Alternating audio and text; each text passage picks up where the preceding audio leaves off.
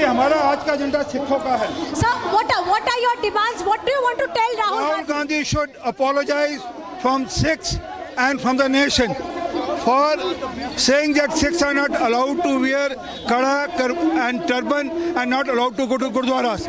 This is a clearly agenda of Khalistan. This is a clearly agenda of ISI, which as per me, he is part of because of the bigger conspiracy. Sir, one last question. Guru Patwant Singh Pannu, in fact, has seconded the remark which was made by what would you want? I said so that he is playing in the hand of ISI and Guru Patwant Singh Pannu is stooge of ISI.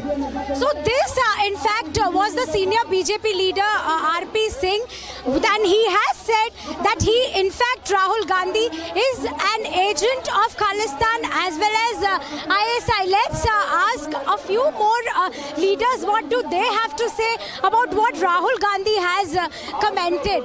We will just find some.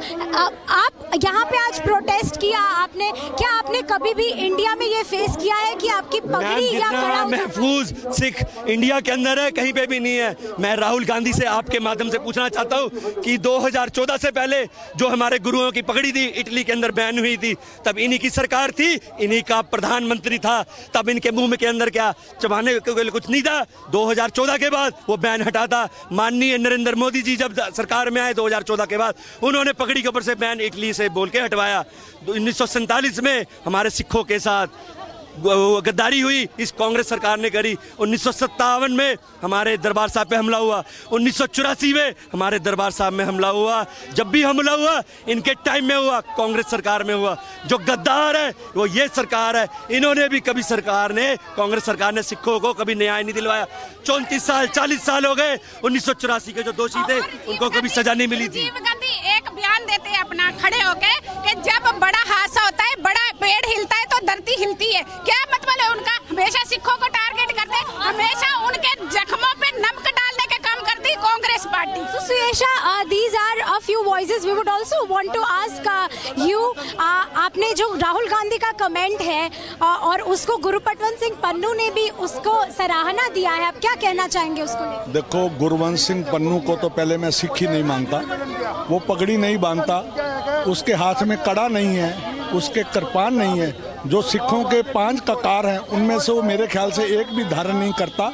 ये राहुल गांधी जो वहाँ की धरती पर जाकर सिखों को बदनाम करने की कोशिश की जा रही है, ये हिंदुस्तान की सरकार को एक अस्थिर करने की कोशिश है। सिख कभी बदनाम नहीं उसको होने देंगे। सिख शुरू से ही हिंदुस्तान के साथ है। जब ये देश आज़ाद हुआ तो सिखों की इस देश को आज़ाद कराने में, इस देश को बनाने में मैक्सिमम भूमिका थी, भूमिका है और भूमिका रहेगी।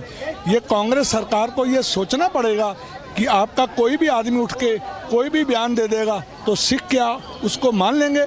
मैं सारे सिख जगत से अपील करता हूँ कि जिस दिन राहुल गांधी, श्रीमान राहुल गांधी हिंदुस्तान की धरती पे लैंड करेंगे, उसका पुरजोर विरोध सारे सिखों को मिलकर, सारी सिख संस्थाओं को मिलकर, सारे गुरुद्वारा कमेटी को मिलकर, ये बहुत एक जल्दी में सिख सेल का प्रोटेस्ट हुआ है। कल रात को हमें कॉल आई, उसके बावजूद आप देखेंगे कि 2000 के करीब संख्या है। जिस दिन राहुल गांधी जी दिल्ली आएंगे, मेरे ख्याल से 20-25 हज़ार लोगों की मुहिम होगी और उनको बता दिया जाएगा कि सिख एक शांतिनुमा कौन है जो देश के साथ है, थी और रहेगी।